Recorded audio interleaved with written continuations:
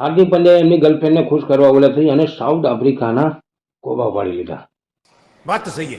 અને સંજુએ પણ બતાવી દીધું કે હાર્યો છું, મર્યો નથી. જ્યારે પણ મોકો મળશે એ મોકો જવા નહીં દઉં. ये बड़ी अच्छी बात कही आप. તો મિત્રો વાત કરીએ સાઉથ આફ્રિકા અને ઇન્ડિયા વચ્ચેની 5મી T20 મેચ. જે મેચ ભારતે જીતી લીધી છે અને સિરીઝ ભારતના નામે કરી દીધી છે 3-1થી. સાઉથ આફ્રિકાએ ટોસ જીતી અને અમદાવાદમાં ભારતને બેટિંગ કરવાનું આમંત્રણ આપ્યું. ભારત તરફથી બેટિંગ કરવા ઉતરેલા સંજુ અને અભિષેક ભારતની ઓપનિંગ જોડીએ 63 રનની પાર્ટનરશિપ કરી હતી અને અભિષેક શર્મા 34 રન બનાવીને આઉટ થયા હતા. અભિષેક શર્માએ 34 રન તાબડતોડ બનાવ્યા હતા. 21 દડામાં 6 ચોક્કા અને 1 સિક્સર. 161ની સ્ટ્રાઇક રેટથી આવી તાબડતોડ બેટિંગ કરી. તે છતાં આપણને લાગે છે કે અભિષેક ધીમું રમ્યો, કારણ કે એનું 220-230ની સ્ટ્રાઇક રેટથી રમવાની તાકાત છે. અને વાત કરીએ સંજુની. સંજુએ પણ જોરદાર બેટિંગ કરી છે. સંજુએ 22 દડામાં 37 રન બનાવ્યા છે, 4 ચોક્કા અને 2 છક્કા મારીને. 168ની સ્ટ્રાઇક રેટથી એને બનાવ્યા છે રન. સુમન ગિલ કરતાં તો બહુ સારું પ્રદર્શન કર્યું છે. સુમન ગિલે આ સિરીઝમાં જેટલા રન 3 મેચોમાં નથી બનાવ્યા એનાથી વધારે રન સંજુએ એક જ મેચમાં બનાવી દીધા. એટલે જ કહીએ છીએ કે સંજુને મોકો આપો આપો આપો.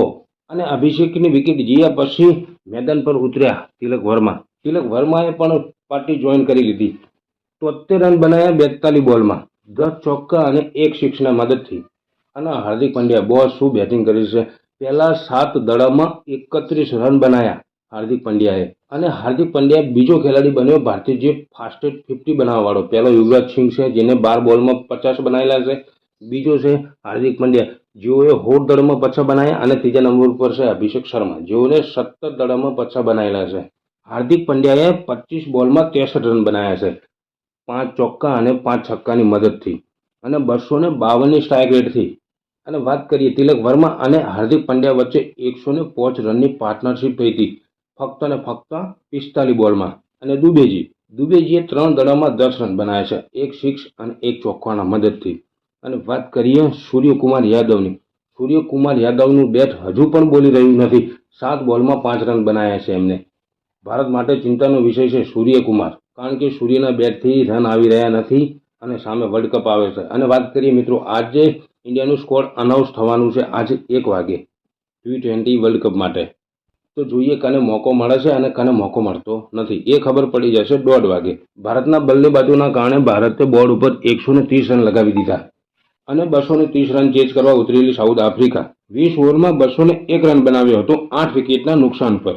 અને સાઉથ આફ્રિકા તરફથી માત્ર એક જ ખેલાડી રમ્યો હતો, ડી કુક. ડી કુકે 35 બોલમાં 65 રન બનાવ્યા છે, 9 ચોક્કા અને 3 છક્કાની મદદથી. અને ભારત 30 રનથી મેચ જીતી ગયું. અને વાત કરીએ ભારતના બોલરોની.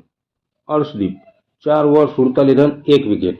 અર્શદીપ આજે મોંઘા રહ્યા છે, કારણ કે શરૂઆતની 2 ઓવર 35 રન આપી દીધા હતા, પણ પાછળની 2 ઓવરમાં જોરદાર કમબેક કર્યું છે અર્શદીપે. સુંદરે 4 ઓવરમાં 30 રન આપ્યા છે, એને એક પણ વિકેટ મળી નથી.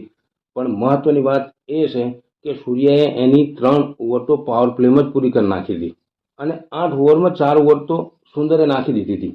Jasprit Bumrah 4 over 17 run 2 wicket. Varun Chakravarthy boss શું બોલિંગ કરે છે આ બંદો. 4 ઓવરમાં 53 રન અને 4 વિકેટ. જોકે મોંઘો રહ્યો છે, કારણ કે બધા મોંઘા રહ્યા છે. વરુણ એકલો મોંઘો રહ્યો એવું નથી. હાર્દિક પંડ્યા 3 ઓવરમાં 41 રન 1 વિકેટ. અભિષેક શર્મા 1 ઓવર 13 રન.